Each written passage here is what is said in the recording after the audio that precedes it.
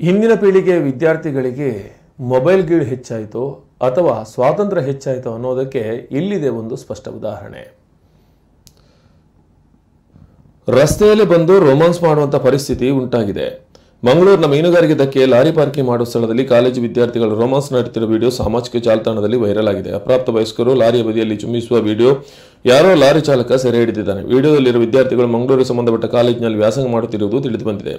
ಆದರೆ ಇವರ ಮೂಲಗಳು ತಿಳಿದು ಬಂದಿಲ್ಲ. ಕಳೆದ ಕೆಲವು ದಿನಗಳಿಂದ ವಿಡಿಯೋ ವೈರಲ್ ಆಗುತ್ತಿದ್ದು ವಿದ್ಯಾರ್ಥಿಗಳ ಪೋಷಕರಿಗೆ ಮುಜುಗರವೆನಿಸಿರಬಹುದು. ಕಷ್ಟಪಟ್ಟು ಕೂಲಿ ನಾಲಿ ಮಾಡಿ ಮಕ್ಕಳಿಗೆ ವಿದ್ಯಾಭ್ಯಾಸ ಕೊಡುತ್ತಿರುವ ಪೋಷಕರು ಇಂತಹ ಮಕ್ಕಳಿಂದ ಸಮಾಜದಲ್ಲಿ ತಲೆ ತಗ್ಗಿಸುವಂತಾಗಿದೆ. ಈಗಿನ ದುನಿಯಾದಲ್ಲಿ ಎಲ್ಲಾ ಕಡೆಗಳಲ್ಲಿ ಕ್ಯಾಮೆರಾ ಇರುವುದರಿಂದ ಇಂತಹ ವಿಷಯಗಳಲ್ಲಿ ಜಾಗೃತಿ ವಹಿಸುವುದು ಅತ್ಯಗತ್ಯ.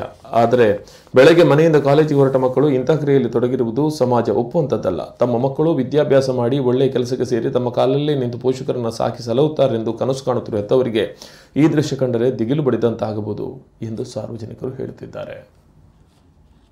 ಇದೇನ ಸಭ್ಯತೆ, ಇದೇನ ಸಂಸ್ಕೃತಿ.